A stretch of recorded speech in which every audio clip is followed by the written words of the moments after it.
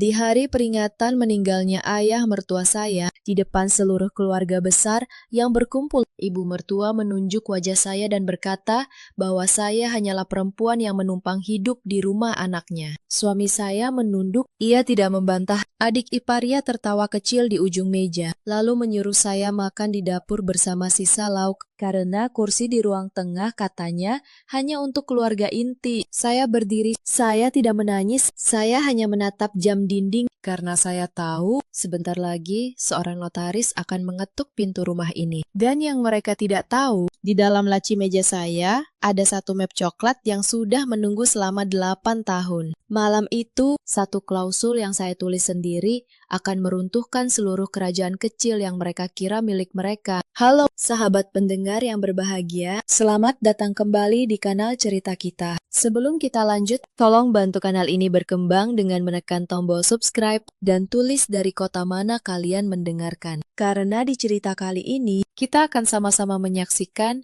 bagaimana seorang perempuan yang dianggap benalu selama bertahun-tahun dengan satu lembar dokumen membalikkan seluruh meja tanpa perlu meninggikan suara, tetaplah menemani sampai akhir. Bagian yang paling tidak mereka duga ada di penghujung cerita. Nama saya Zahara, usia saya 36 tahun. Saya seorang notaris. Sudah 12 tahun saya bekerja mengurus akta, sertifikat, dan surat wasiat orang lain. Sudah 8 tahun saya menjadi istri Arvando. Dan selama 8 tahun itu pula, saya belajar satu hal yang tidak diajarkan di bangku kuliah hukum. Bahwa dokumen paling penting dalam hidup kadang bukan yang kita buat untuk klien, melainkan yang kita simpan diam-diam untuk diri sendiri. Saya bukan perempuan yang mudah dijatuhkan, tapi selama 8 tahun saya memilih merendahkan suara demi satu kata yang bernama keluarga. Saya kira kalau saya cukup sabar, cukup mengalah, cukup diam, suatu hari mereka akan melihat saya sebagai bagian dari rumah ini. Ternyata saya keliru. Kesabaran di rumah itu hanya dibaca sebagai kelemahan yang bisa terus diperas. Mari saya ceritakan dari awal. Saya menikah dengan Arvando 8 tahun lalu. Ia anak sulung, bekerja sebagai pegawai kantoran biasa. Gajinya cukup, tapi tidak pernah lebih. Saat kami menikah, kami belum punya rumah. Kami mengontrak petak kecil di daerah Bekasi dengan atap yang bocor setiap kali hujan turun terlalu deras. Di awal pernikahan, saya masih menyimpan harapan. Saya kira kalau saya cukup rajin, cukup hormat, keluarga Arvando akan menerima saya. Saya bangun paling pagi. Saya masak untuk semua orang. Saya cuci baju mertua saya dengan tangan sendiri. Saya panggil Sarmila dengan ibu sepenuh hati seolah ia ibu kandung saya sendiri. Tapi sejak hari pertama, Sarmila sudah menatap saya dengan cara yang tidak pernah saya lupakan. Cara seseorang menilai barang di pasar. Ia bertanya, berapa gaji saya?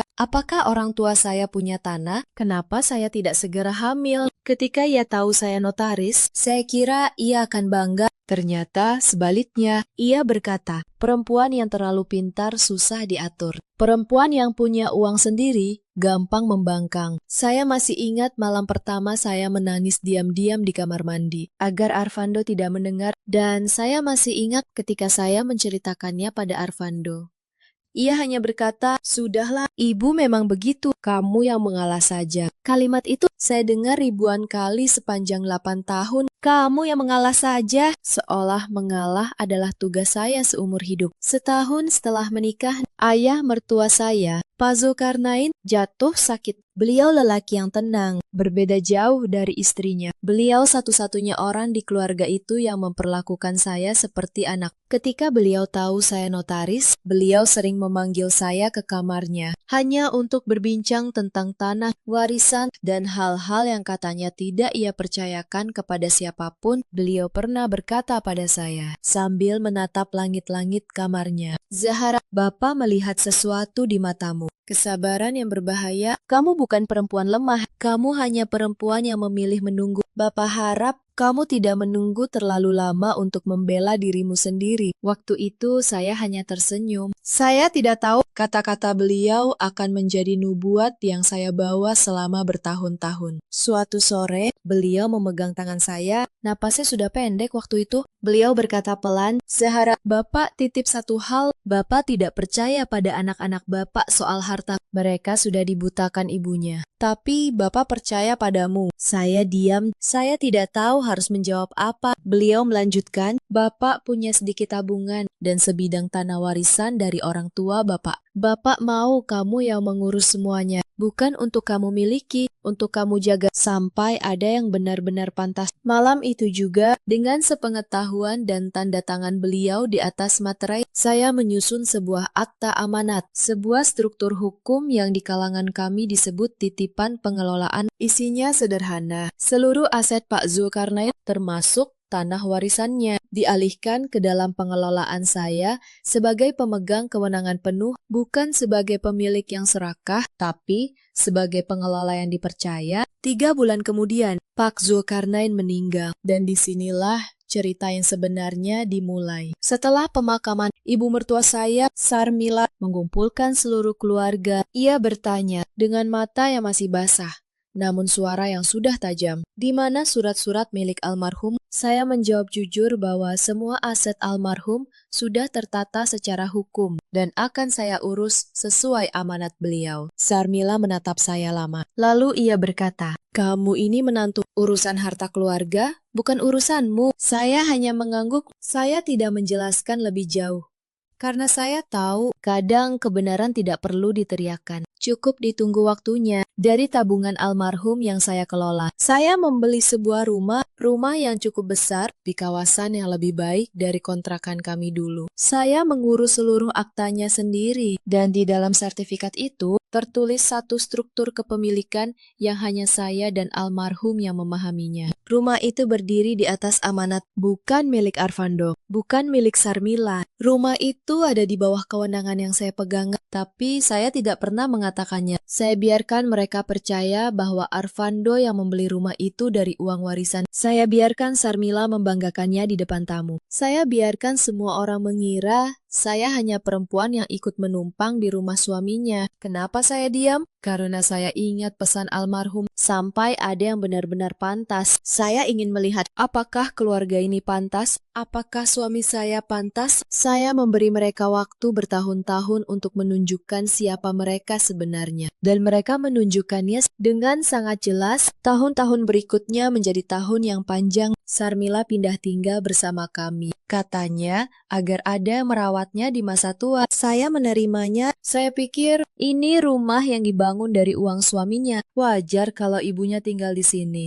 Tapi begitu Sarmila masuk, ia langsung menata ulang segalanya. Ia menentukan kamar mana yang boleh saya pakai. Ia menentukan menu apa yang boleh saya masak. Ia bahkan menakar beras dengan gelas belimbing setiap pagi, lalu memberi garis pada dinding hunian beras. Katanya, supaya ia tahu kalau saya memasak diam-diam untuk diri sendiri. Saya seorang notaris. Penghasilan saya jauh lebih besar dari gaji Arfando, tapi setiap bulan Sarmila meminta saya menyerahkan sebagian penghasilan saya kepadanya. Katanya, perempuan tidak pantas memegang uang terlalu banyak. Katanya, ia menyimpankannya untuk saya. Sampai hari ini, saya tidak pernah tahu kemana uang itu pergi. Saya menuruti semuanya, bukan karena saya takut, tapi karena saya sedang menunggu. Suatu pagi, saya kedapatan memasak telur untuk diri sendiri sebelum berangkat kerja. Sarmila masuk ke dapur, melihat garis di dinding hunian beras, lalu melihat satu butir telur di wajan. "Kamu masak lagi diam-diam," katanya. Suaranya dingin. "Beras di rumah ini bukan punyamu. Semua ini dibeli anakku. Kamu itu numpang tahu diri sedikit." Saya matikan kompor. Saya tinggalkan telur setengah matang itu di wajan. Saya berangkat kerja dengan perut kosong. Di kantor, seorang klien menyerahkan berkas jual beli rumah senilai 4 miliar untuk saya sahkan. Tangan yang pagi tadi dilarang menggoreng satu telur, siang itu menandatangani akta miliaran rupiah. Tidak ada yang tahu ironi itu selain saya sendiri. Malam harinya, saya membuka lemari, mengeluarkan buku tabungan pribadi saya, dan menuliskan satu angka kecil di buku catatan lama. Bukan Bukan untuk mengeluh, hanya untuk mengingat, karena saya tahu setiap penghinaan yang saya terima suatu hari akan menjadi bagian dari sebuah dokumen yang lebih besar. Lalu ada urusan uang. Setiap tanggal muda, Sarmila menunggu di ruang tengah. Tangannya terulur, saya menyerahkan amplop, awalnya sepertiga gaji, lalu setengah, lalu hampir seluruhnya. Katanya, ia menyimpankannya untuk masa depan saya. Katanya, perempuan yang memegang uang sendiri akan menjadi sombong dan lupa diri. Suatu kali, saya memberanikan diri bertanya, di mana uang simpanan saya? Karena anak saya butuh biaya sekolah. Sarmila menatap saya seolah saya baru saja mencuri. Uang apa? Katanya. Kamu ini sudah dikasih makan, dikasih tempat tinggal, masih menuntut menantu macam apa kamu ini? Saya diam, saya pulang ke kamar, saya menghitung sendiri berapa banyak yang sudah hilang selama bertahun-tahun. Angkanya membuat saya sesak, tapi saya tidak menangis. Saya membuka laci, menyentuh map coklat itu, lalu menutupnya kembali. Waktunya belum tiba. Yang paling menyakitkan bukan uangnya. Yang paling menyakitkan adalah melihat suami saya, Arvando, berdiri di sudut ruangan setiap kali ibunya menghina saya. Selalu diam. Kadang saya berharap ia marah pada saya, membentak saya. Apa saja, asal ia menunjukkan bahwa ia masih melihat saya sebagai manusia, tapi ia hanya diam dan diam seorang suami. Saya pelajari kadang lebih menyakitkan daripada teriakan seorang mertua. Adik ipar saya, Lunara, juga tinggal tak jauh dari sana. Ia menantu kesayangan, suaminya kaya. Setiap kali berkunjung, Sarmila akan menyambutnya dengan hidangan terbaik. Rendang, opor, kue kering yang mahal, sementara saya di dapur yang sama hanya boleh menyentuh sisa. Suatu hari, di sebuah acara arisan keluarga, Lunara membuat kue nastar. Ia menaruhnya di meja, lalu berkata dengan suara yang cukup keras agar semua mendengar. Nastar ini khusus untuk keluarga inti saja. Yang menumpang tidak usah ikut mencicipi. Beberapa orang tertawa. Sarmila tersenyum bangga dan Arvando, suami saya, hanya menunduk menatap piringnya. Seolah lantai lebih menarik daripada harga diri istrinya. Saya berdiri, mengambil gelas kosong dan mengisinya dengan air. Saya tidak berkata apa-apa. Malam itu, saya kembali ke kamar, membuka laci dan menyentuh ujung map coklat yang selalu ada di sana. Waktunya belum tiba, tapi mereka tidak tahu jarak antara mereka dan hari itu semakin dekat. Puncak penghinaan datang di sebuah pesta pernikahan kerabat. Sarmila mengumumkan pada seluruh tamu dengan suara lantang bahwa saya adalah menantu yang beruntung karena diberi tempat tinggal, padahal tidak membawa apa-apa ke dalam keluarga. Ia berkata di depan puluhan orang bahwa kalau bukan karena kebaikan anaknya, saya mungkin masih mengontrak di petak bocor. Seorang ibu di sebelah saya menatap dengan iba. Saya bisa merasakan tatapan-tatapan itu. Kasihan, rendah, tidak berharga. Saya duduk di kursi paling belakang, memakai kebaya yang paling sederhana. Sementara Lunara duduk di meja utama dengan perhiasan yang berkilau. Saat makan, seorang pelayan hendak memberi saya piring. Sarmila menahannya. Dia belakangan saja, katanya, yang keluarga dulu. Saya menunggu. Saya seorang notaris yang menandatangani akta miliaran, menunggu giliran makan di pesta, seolah saya pengemis yang datang tanpa diundang. Saya makan terakhir ketika lauk sudah hampir habis, ketika tamu-tamu sudah mulai pulang. Di perjalanan pulang, Arvando mengemudi dalam diam. Saya menatap keluar jendela dan untuk pertama kalinya, saya tidak lagi merasa sedih. Saya merasa dingin. Dingin yang tenang. Dingin yang tahu persis apa yang akan ia lakukan. Malam itu, saya tidak menyentuh map coklat untuk sekedar menghiburnya. Malam itu, saya mulai menghitung hari. Lalu datanglah pengkhianatan yang paling saya tidak duga. Waktu itu menjelang Idul Fitri. Rumah ramai. Sarmila mengundang seorang perempuan muda, namanya Kataluna. Katanya, Kataluna anak dari teman lamanya, sedang butuh tempat tinggal sementara. Saya menyambutnya karena saya pikir itu hanya tamu biasa. Ternyata bukan. Malam-malam berikutnya, saya mulai memperhatikan sesuatu. Cara Arvando menatap Kataluna, cara mereka berbisik di dapur ketika mengira saya sudah tidur. Cara Sarmila sengaja mendorong mereka duduk berdekatan sambil berkata, betapa serasinya mereka berdua. Beberapa hari sebelumnya, saya tak sengaja mendengar percakapan hadapan Sarmila dengan kata Luna di dapur. Sarmila berkata pelan bahwa kalau kata Luna pandai mengambil hati Arvando, tempat di rumah ini bisa jadi miliknya. Bahwa perempuan seperti saya yang tidak becus memberi mereka cucu laki-laki. Sudah waktunya digeser. Saya berdiri di balik dinding, mendengar semuanya. Saya mengerti sekarang. Kata Luna bukan tamu. Kata Luna adalah rencana. Saya tidak marah pada kata Luna. Perempuan itu hanya alat, sama seperti saya dulu dianggap alat.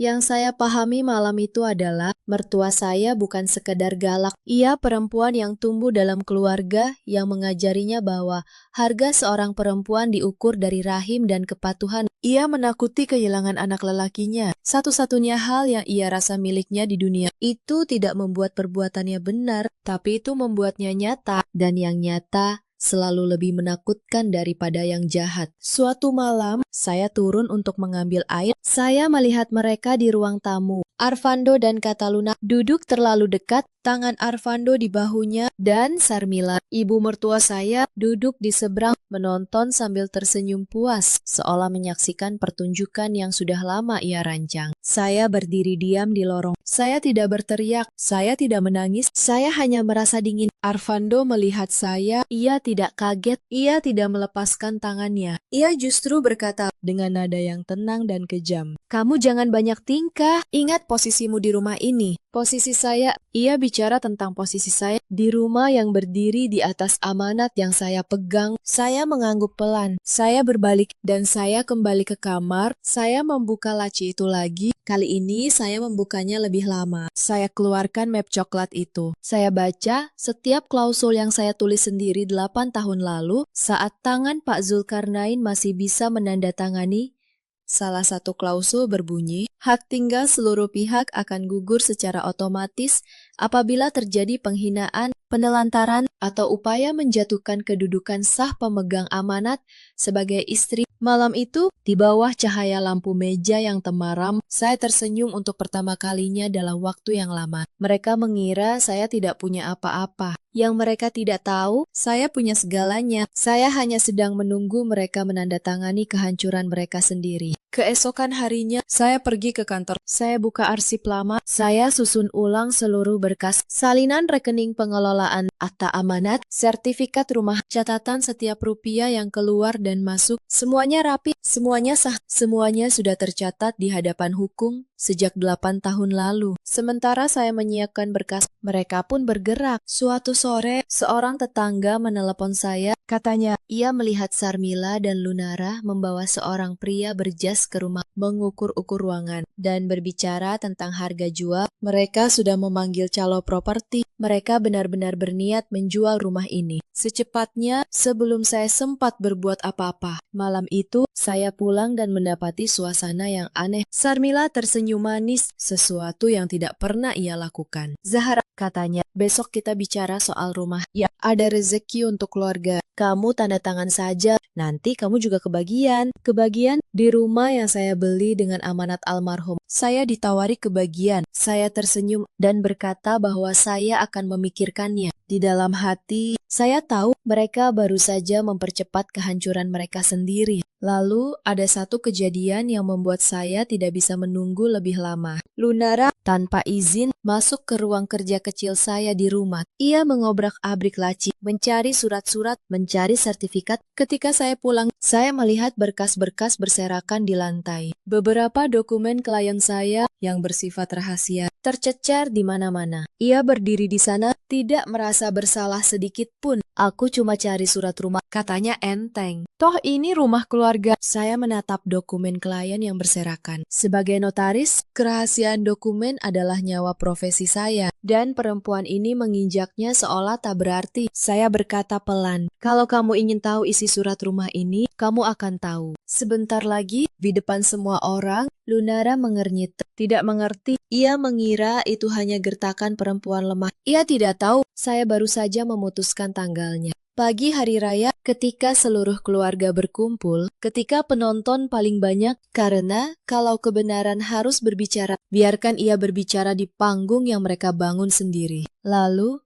terjadi sesuatu yang mempercepat segalanya. 3 hari sebelum hari raya, Arvando datang membawa selembar surat. Ia menaruhnya di meja di depan saya. Dengan sikap seperti memberi perintah, ia berkata, "Tanda tangani ini." Saya melihat surat itu, sebuah surat kuasa. Isinya, saya menyerahkan seluruh kewenangan atas aset keluarga kepadanya. Ternyata Sarmila dan Lunara sudah menyusun rencana. Mereka ingin menjual rumah ini, membagi hasilnya, dan mengusir saya keluar tanpa apa-apa. Mereka pikir, karena rumah ini mereka anggap milik Arvando, mereka bisa melakukannya semudah itu. Saya menatap surat itu. Lalu saya menatap Arvando. Saya berkata pelan, "Beri saya waktu berpikir sampai Lebaran." Ia tersenyum, mengira saya mulai menyerah. "Bagus, jangan bikin susah." Ia tidak tahu, malam itu juga saya menelpon rekan saya, seorang notaris senior bernama Rasyan Dwi Chandra. Saya minta ia datang ke rumah pada pagi hari raya. Saya minta ia membawa seluruh dokumen, dan saya minta ia melakukan satu hal lagi, mengajukan pemeriksaan resmi atas percobaan pengalihan aset yang mereka rencanakan karena upaya menjual aset yang berada di bawah amanat tanpa kewenangan adalah pelanggaran yang bisa mengaktifkan seluruh klausul sekaligus. Mereka mengira mereka sedang menjebak saya, padahal mereka baru saja menandatangani jebakan untuk diri sendiri. 2 malam sebelum hari raya, saya tidak tidur. Saya duduk di ruang kerja kecil saya, ditemani secangkir teh yang mendingin. Di hadapan saya, seluruh dokumen tersusun rapi. Saya membacanya sekali lagi, kata demi kata, seperti seorang notaris memeriksa akta klien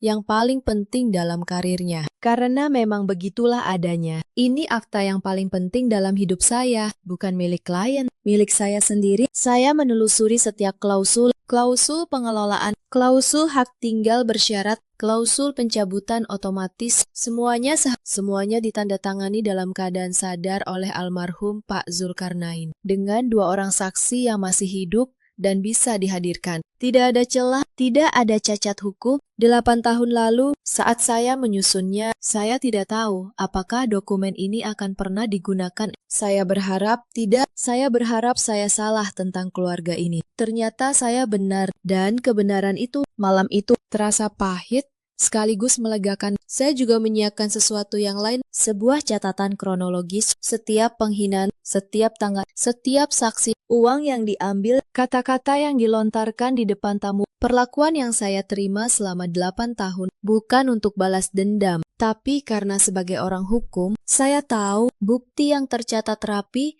jauh lebih kuat daripada air mata. Sebelum subuh, saya menutup map coklat itu, saya menaruhnya di laci meja dapur, tempat yang paling tidak mereka duga. Karena di rumah ini, dapur adalah tempat saya, dan justru di tempat yang mereka anggap paling rendah itulah, saya menyimpan hal yang paling menentukan. Saya menatap keluar jendela, langit mulai membiru. Sebentar lagi hari raya, sebentar lagi semua yang tersembunyi akan naik ke permukaan. Pagi hari raya tiba, rumah dipenuhi tamu, aroma ketupat, opor, dan rendang memenuhi udara. Keluarga besar berkumpul di ruang tengah, Sarmila duduk di sofa utama, dikelilingi para kerabat. Lunara di sampingnya, mengenakan baju baru yang mahal. Kata Luna, perempuan itu duduk di dekat Arvando, seolah ia sudah menjadi nyonya rumah. Dan saya, seperti biasa, disuruh ke dapur. Sarmila berkata di depan semua tamu, "Zahara, kamu urus makanan di dapur saja, biar yang di ruang tengah, keluarga inti dulu. Kamu kan cuma numpang.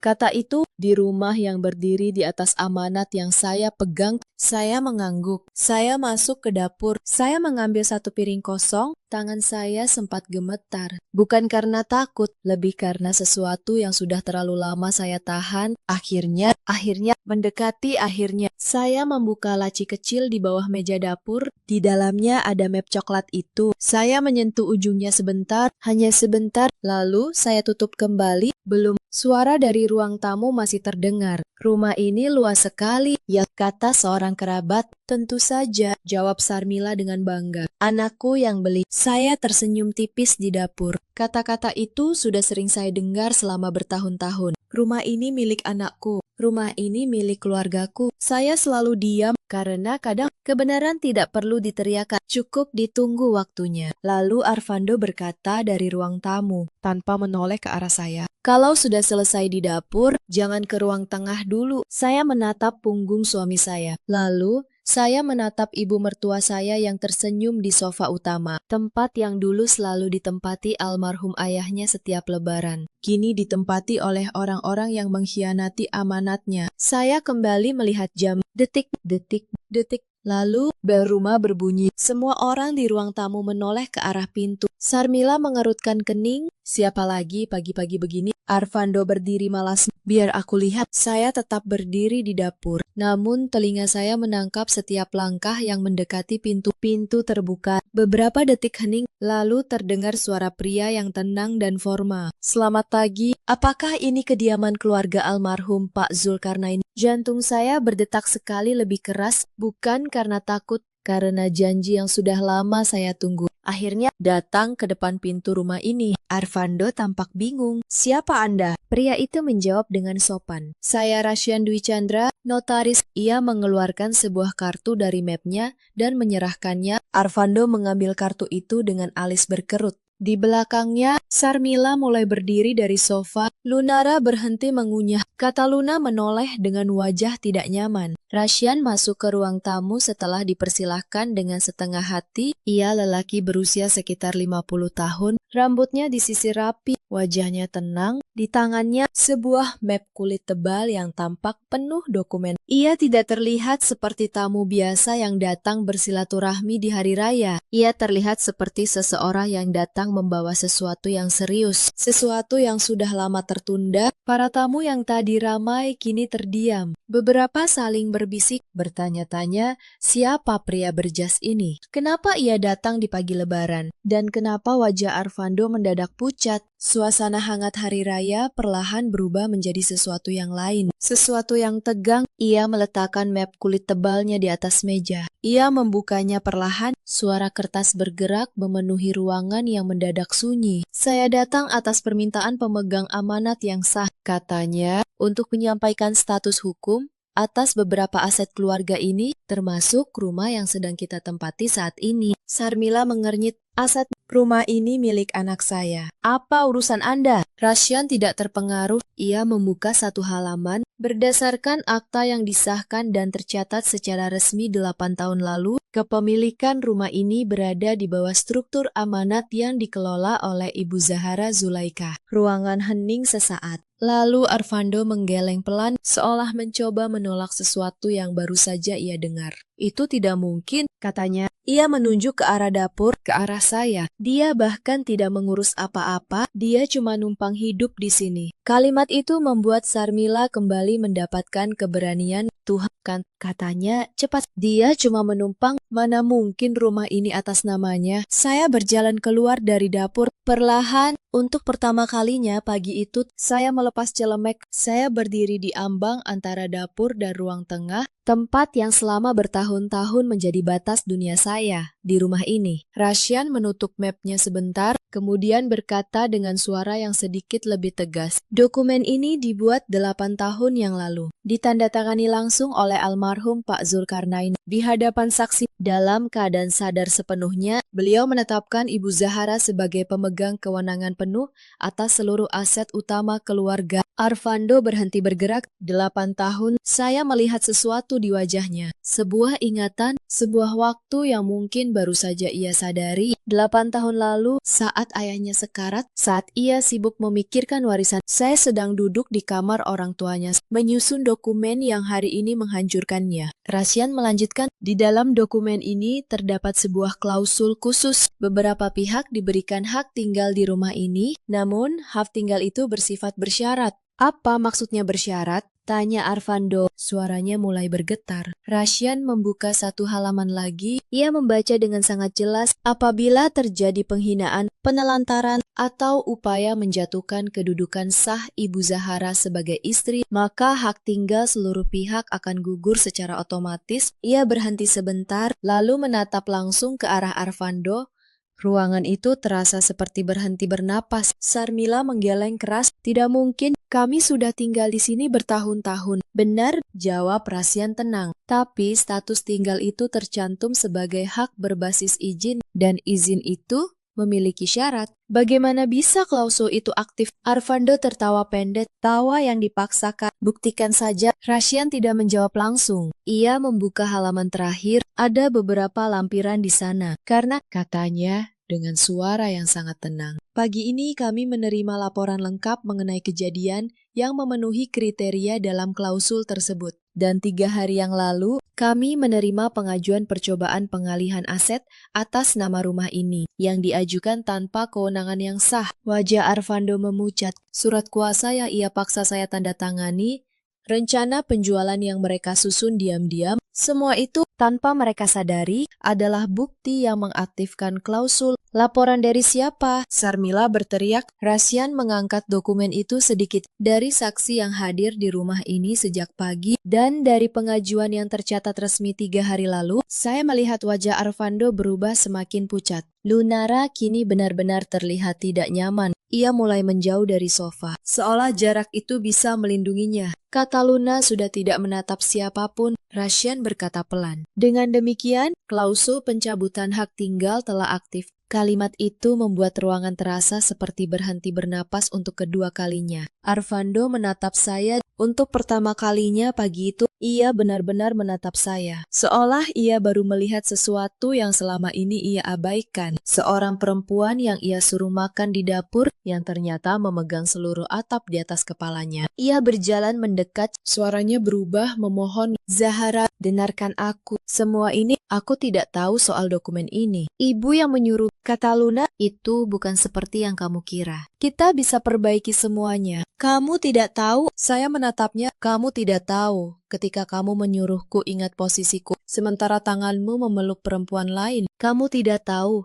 ketika ibumu mengambil seluruh gajiku selama bertahun-tahun. Kamu tidak tahu, ketika aku makan sisa di dapur, sementara kamu duduk di ruang tengah. Kamu tahu semuanya, Van. Kamu hanya memilih diam karena diam itu menguntungkanmu. Arvando terdiam. Ia tidak punya jawaban. Karena tidak ada jawaban, Notaris Rasyan berdehem pelan lalu berkata, perlu saya tambahkan, percobaan pengalihan aset tanpa kewenangan yang diajukan 3 hari lalu secara hukum adalah bentuk upaya penggelapan. Jika Ibu Zahara berkehendak, hal ini bisa ditindaklanjuti secara pidana. Kata pidana membuat seluruh ruangan membeku. Lunara yang tadi bersembunyi di sudut tiba-tiba angkat bicara dengan panik. Aku tidak ikut-ikutan. Itu semua ide ibu. Aku cuma disuruh. Sarmila menoleh pada menantu kesayangannya itu dengan mata melotot, merasa dikhianati. Dalam sekejap, sekutu-sekutu yang tadi begitu kompak menghina saya, kini saling menunjuk, saling menyelamatkan diri. Saya menyaksikan semuanya dari tempat saya berdiri, dengan tenang. Beginilah bentuk aslinya sebuah persekutuan yang dibangun di atas keserakahan. Ia runtuh bukan karena saya menyerangnya. Ia runtuh karena tidak pernah ada dasar di bawahnya sejak awal. Sarmila mencoba berdiri, tangannya gemetar. Ini pasti salah paham. Zahara, kamu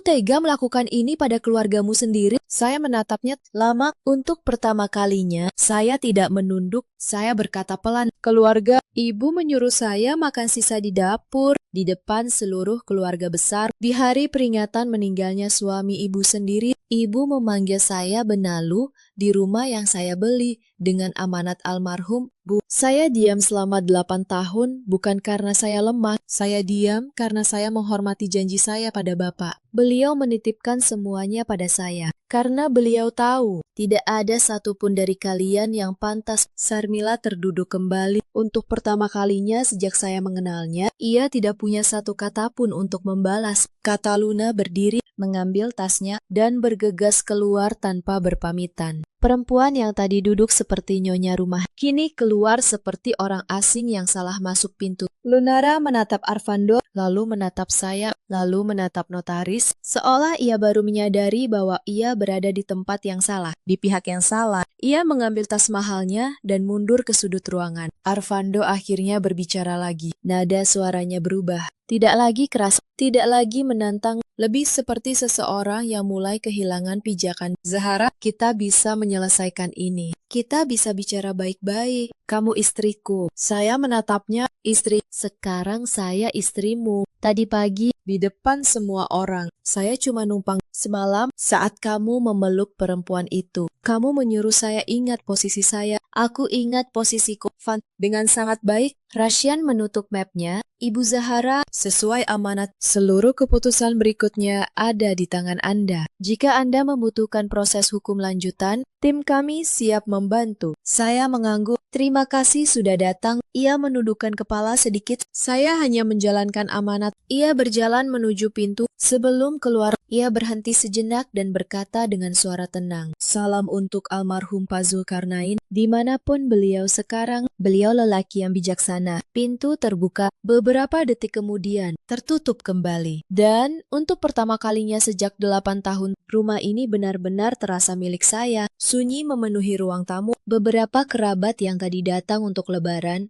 perlahan mulai bergerak. Tidak ada yang berani menatap saya terlalu lama. Satu persatu, mereka keluar dengan langkah pelan. Tak ada lagi yang ingin berada di tengah situasi ini. Tak ada lagi yang ingin berpura-pura tidak tahu. Beberapa dari mereka, sebelum keluar, menghampiri saya. Mereka menunduk. Mereka berkata, mereka tidak tahu. Mereka minta maaf pernah ikut menghina saya di acara-acara keluarga. Saya hanya mengangguk. Saya tidak marah pada mereka. Mereka hanya mengikuti arah angin yang ditiup Sarmila selama bertahun-tahun. Sarmila masih berdiri di tempatnya. Tatapannya akhirnya kembali ke arah saya. Namun kali ini tidak ada lagi penghinaan di sana. Hanya kebingungan, hanya rasa takut seorang perempuan tua yang baru saja kehilangan kerajaan yang ia kira abadi. Arvando akhirnya berdiri perlahan. Ia terlihat lebih lelah dari beberapa jam yang lalu. Nama saya keluar dari bibirnya sekali lagi. Namun kali ini, tidak ada lagi kata yang mengikuti. Ia seolah tahu, tidak ada lagi yang bisa ia katakan. Saya menatap mereka berdua, ibu dan anak, yang selama 8 tahun mengira saya hanya perabot yang bisa mereka pindahkan sesuka hati. Lalu saya berkata dengan sangat pelan, 7 hari. Kalian punya waktu 7 hari untuk mengurus tempat tinggal yang baru. Kalimat itu cukup untuk membuat mereka mengerti. Tidak perlu dijelaskan lagi. Sarmila menunduk. Untuk pertama kalinya sejak saya mengenalnya, ia tidak memiliki sesuatu untuk dikatakan. Saya kemudian berbalik. Langkah saya membawa saya kembali ke dapur. Tempat yang sejak pagi mereka anggap sebagai tempat saya. Saya berdiri di depan meja dapur. Masih ada satu piring kosong di sana. Dan di atas meja masih ada makanan yang tadi mereka bilang bukan untuk saya. Saya menatap semuanya sebentar, lalu saya menarik kursi dan duduk. Rumah itu terasa berbeda sekarang. Bukan lagi rumah yang penuh tekanan, bukan lagi rumah yang membuat saya harus menahan diri setiap hari. Sekarang, rumah itu terasa lega. Saya mengambil satu potong ketupat dari piring. Saya makan perlahan. Untuk pertama kalinya dalam 8 tahun, saya makan di rumah ini tanpa harus menunggu izin siapapun. Rasanya biasa saja. Ketupat, opor, sambal. Tapi entah kenapa, pagi itu semuanya terasa berbeda. Mungkin karena akhirnya saya memakannya sebagai pemilik, bukan sebagai orang yang menumpang. Di ruang tamu, Arvando dan Sarmila masih berdiri, namun mereka tidak lagi menjadi pusat dari apapun. Sebelum mereka pergi, ada satu momen kecil yang tidak pernah saya lupakan. Sarmila, dengan suara yang sudah kehilangan seluruh kesombongannya, bertanya pada saya, kenapa saya tidak pernah mengatakan apa-apa selama ini? Kenapa saya membiarkan semuanya? Kalau saya memegang segalanya sejak awal, saya berpikir sejenak, lalu saya menjawab dengan jujur, karena saya masih berharap. Selama bertahun-tahun, saya berharap suatu hari ibu akan melihat saya sebagai anak, bukan sebagai musuh. Saya menyimpan surat itu bukan sebagai senjata. Saya menyimpannya sebagai jaring pengaman kalau semuanya jatuh. Dan hari ini, ibu sendiri yang membuat semuanya jatuh. Sarmila tidak menjawab, tapi saya melihat untuk sekejap matanya berkaca, entah karena menyesal, entah karena kalah. Saya tidak pernah tahu, dan saya memutuskan saya tidak perlu tahu. Dalam beberapa minggu, semuanya selesai secara hukum. Sarmila pindah ke rumah kerabat jauh yang menerimanya lebih karena kasihan daripada hormat. Uang saya yang dulu ia ambil tidak pernah kembali dan saya memutuskan untuk merelakannya. Ada harga yang saya bayar untuk kebebasan dan itu murah dibanding 8 tahun yang saya lalui. Lunara berhenti berkunjung. Suaminya yang ternyata sedang mengalami masalah keuangan tak lagi bisa menopang gaya hidup mereka. Kabar terakhir, mereka menjual mobil dan pindah ke tempat yang lebih kecil. Kata Luna menghilang begitu saja, seperti daun yang ditiup angin. Perempuan itu datang untuk sebuah rencana dan pergi ketika rencana itu runtuh. Arvando mengajukan perceraian sebelum saya sempat mengajukannya. Ia mengira dengan menggugat lebih dulu, ia bisa menuntut pembagian harta, ia menyewa pengacara, ia membawa saksi, ia bahkan membawa ibunya ke ruang sidang. Berharap air mata seorang perempuan tua bisa menggoyahkan hakim. Tapi di pengadilan seluruh dokumen berbicara. Ketika giliran saya tidak banyak bicara. Saya hanya menyerahkan berkas akta amanat, sertifikat, catatan pengelolaan yang rapi selama 8 tahun. Hakim membaca satu persatu, lalu menatap pengacara Arvando dengan tatapan yang sudah menjelaskan segalanya. Rumah, tanah, aset, semuanya sah di bawah amanat almarhum ayahnya, yang dikelola atas nama saya. Tidak ada satupun yang bisa Arvando klaim. Pengacaranya mencoba berdebat, mempertanyakan keabsahan dokumen. Notaris Rasyan hadir sebagai saksi ahli dan menjelaskan bahwa dokumen itu disusun sesuai hukum oleh notaris bersertifikat dengan saksi yang sah. Perdebatan berakhir dalam hitungan menit. Arvando keluar dari pengadilan dengan tangan kosong. Seperti pertama kali kami menikah ketika ia belum punya apa-apa. Hanya saja kali ini ia tidak punya saya di sisinya dan tidak punya ayahnya untuk menutupi kekurangannya. Ia berdiri di tangga pengadilan menatap saya untuk terakhir kalinya. Saya tidak membalas tatapan itu. Saya sudah selesai bukan karena benci, karena sudah tidak ada apapun lagi yang tersisa untuk saya rasakan padanya. Saya tidak merasa menang, saya hanya merasa lega. Beberapa bulan kemudian, saya mengubah sebagian rumah itu menjadi kantor notaris kecil milik saya sendiri. Ruang tamu tempat saya dulu dihina, kini menjadi ruang tunggu klien. Dapur tempat saya dulu disuruh makan sisa, kini menjadi pantry tempat saya menyeduh teh untuk tamu-tamu yang datang dengan hormat.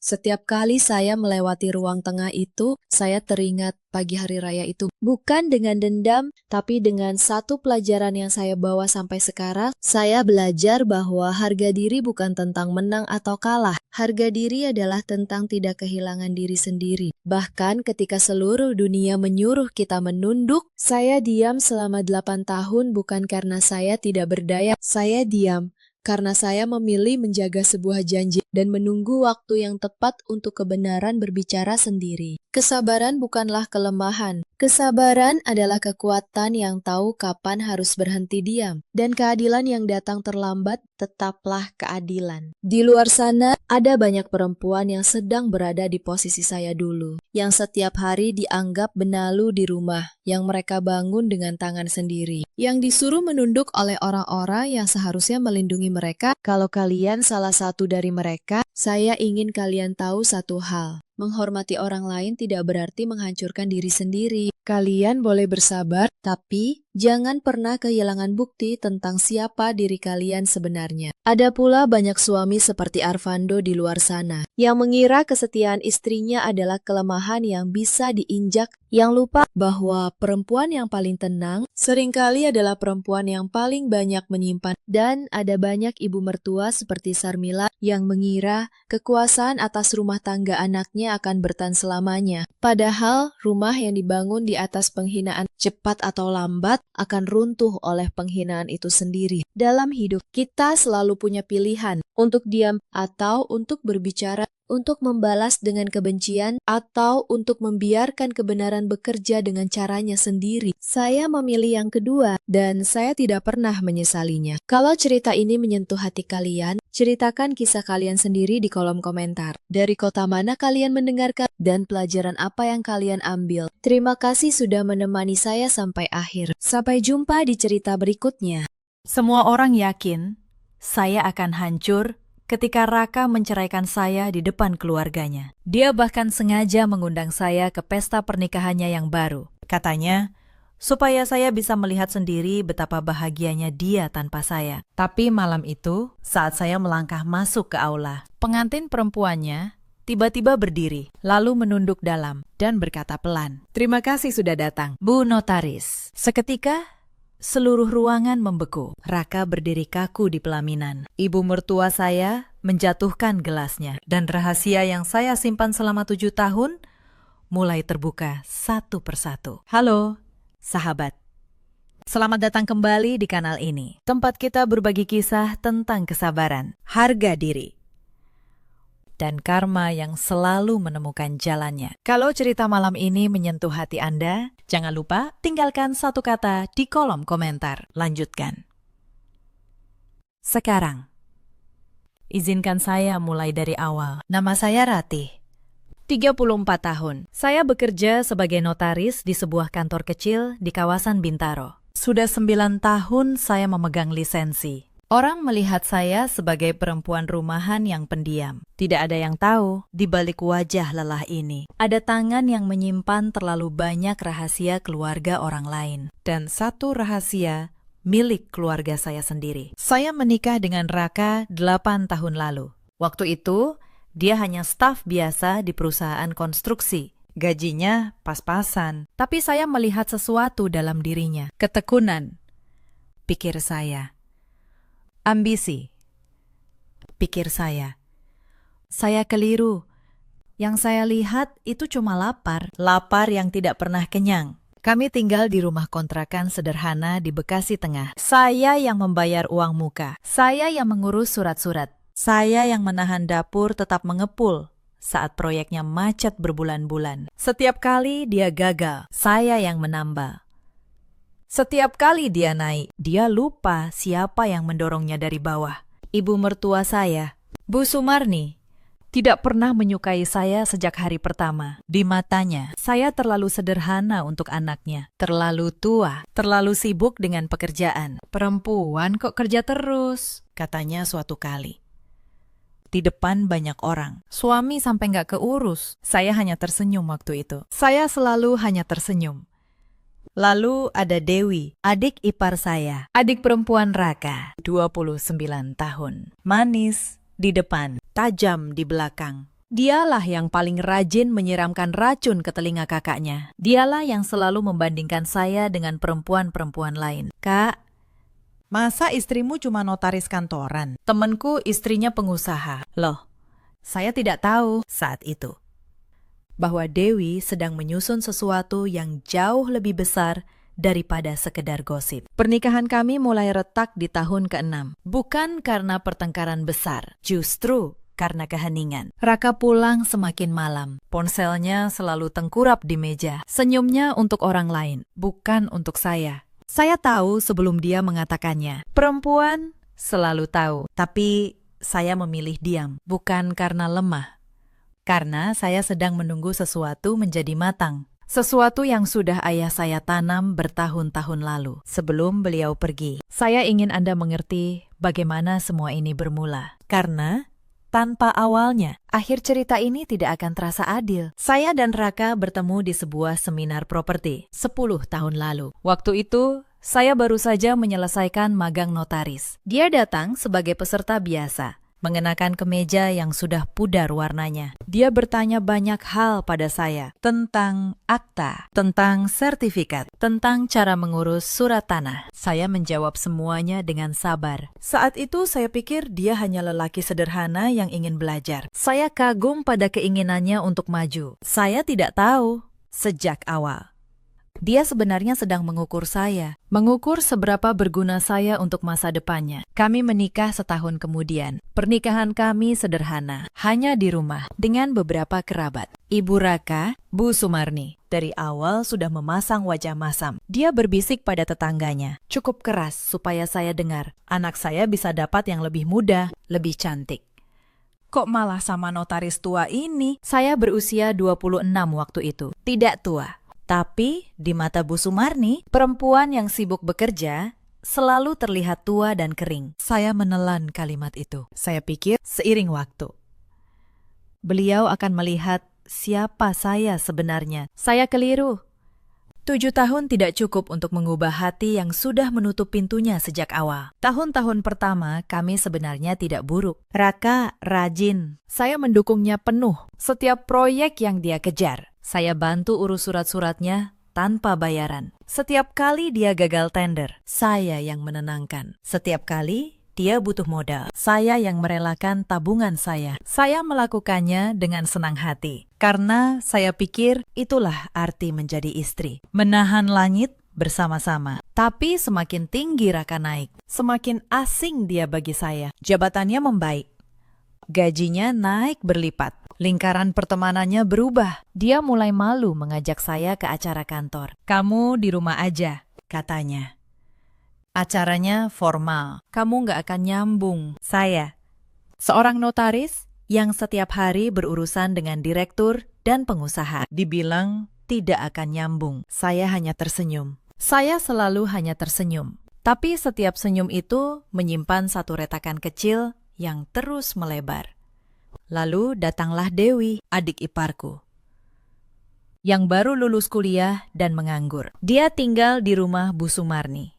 Dan kerjanya hanya satu, mengamati hidup orang lain, lalu meracuni kakaknya. Dialah yang pertama kali menanam benih perceraian itu. Kak Raka udah sukses sekarang, katanya pada Raka di suatu makan malam keluarga, sambil melirik saya. Masa istrinya gini-gini aja? Coba lihat teman-teman Kak Raka. Istrinya cantik-cantik, masih muda, dari keluarga berada. Kak Raka pantas dapat yang lebih. Saya duduk di meja yang sama, mendengar setiap kata. Raka tidak membela saya, dia hanya diam. Lalu tersenyum kecil. Dan senyum kecil itu lebih menyakitkan daripada 1000 hinaan. Karena saat itu saya tahu, di dalam hatinya, dia sudah mulai setuju. Malam itu, Raka pulang lebih awal dari biasanya. Saya pikir akhirnya ada yang berubah. Ternyata dia pulang hanya untuk mengakhiri semuanya. Dia meletakkan map coklat di atas meja makan, tanpa menyentuh makanan, tanpa menatap mata saya. Ratih, katanya datar. Aku mau cerai. Saya meletakkan sendok perlahan. Tidak ada air mata. Saya sudah menangisnya diam-diam selama berbulan-bulan. Kenapa?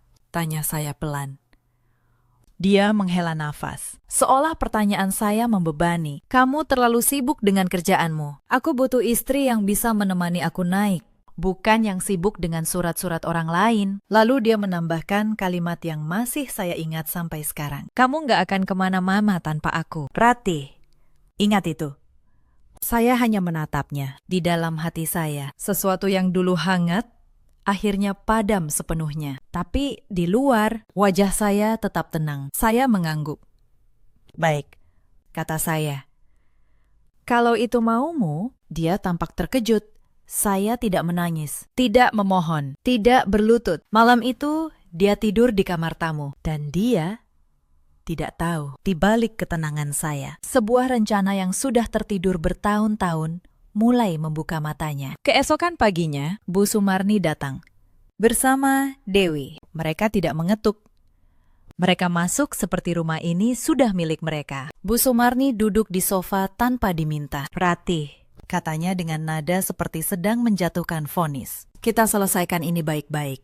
Kamu tanda tangan surat cerai. Dan rumah ini kamu tinggalkan.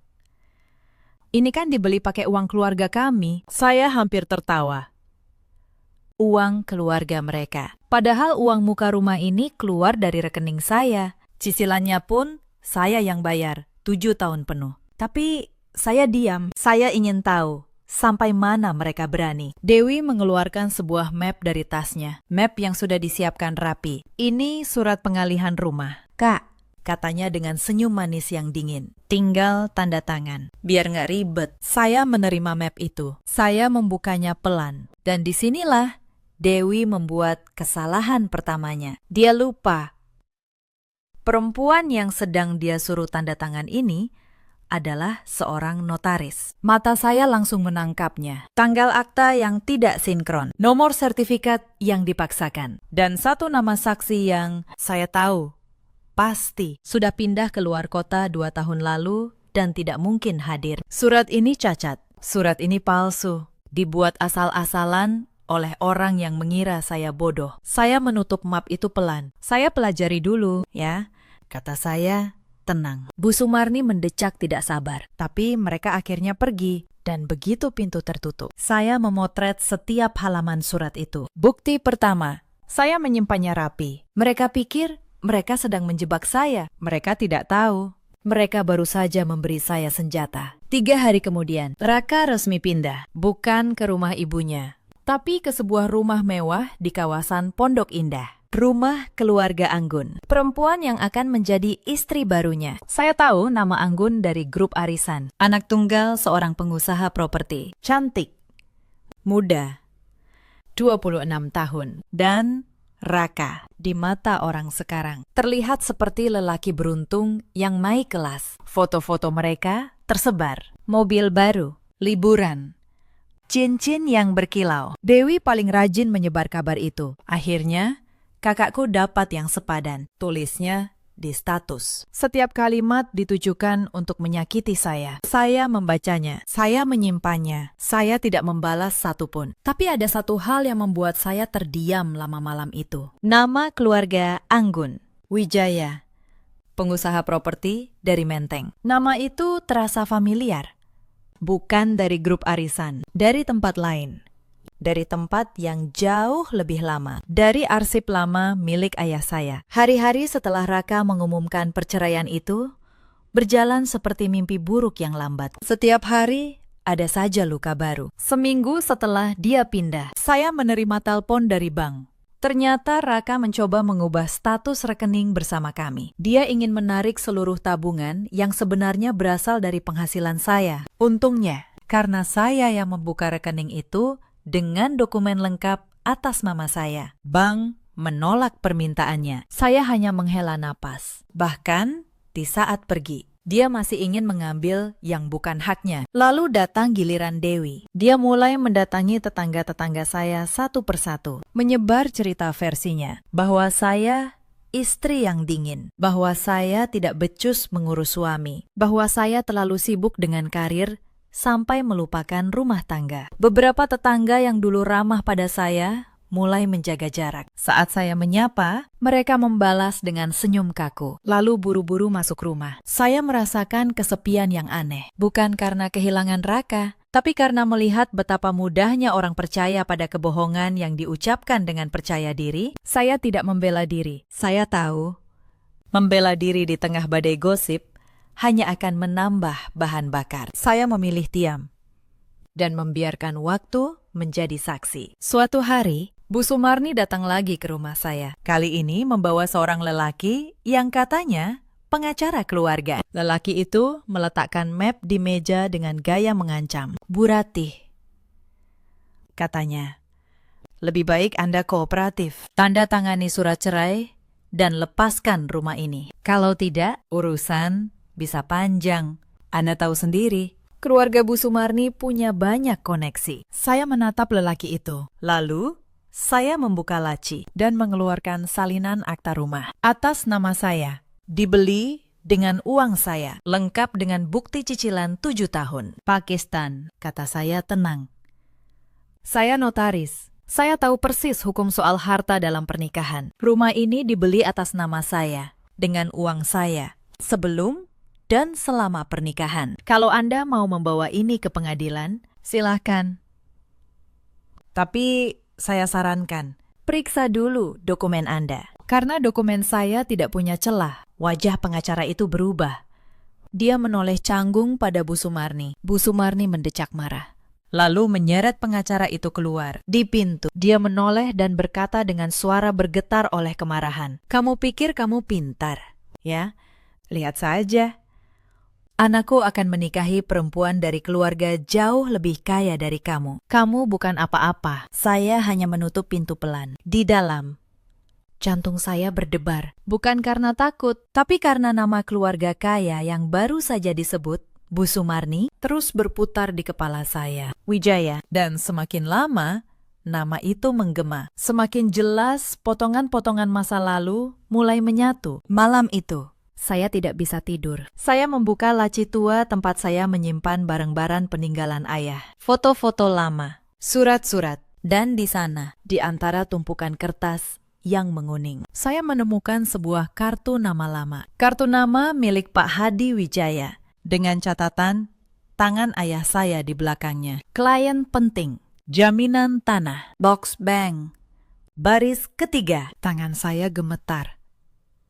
7 tahun saya menyimpan kunci itu tanpa pernah membukanya. Dan sekarang, takdir seperti sedang menuntun saya, langkah demi langkah, menuju jawaban yang sudah ayah saya siapkan jauh sebelum saya membutuhkannya. Saya juga mulai mengingat sesuatu yang lebih dalam. Sebelum ayah meninggal, beliau pernah berkata pada saya, "Nak, suatu hari kamu akan dihina oleh orang yang tidak tahu siapa dirimu." Saat itu terjadi. Jangan marah, diameter. Lalu, buka apa yang ayah titipkan. Biar dokumen yang berbicara, bukan mulutmu. Saat itu saya tidak mengerti maksud beliau. Sekarang, setiap kata itu terasa seperti ramalan yang baru saja menjadi nyata. Beberapa hari kemudian, saya mendapat kabar lewat undangan resmi. Sebuah undangan pernikahan. Dikirim langsung ke rumah saya. Di amplopnya dengan tinta emas. Tertulis nama saya lengkap. Dan di dalamnya, sebuah kartu dengan tulisan tangan Raka sendiri. Datanglah.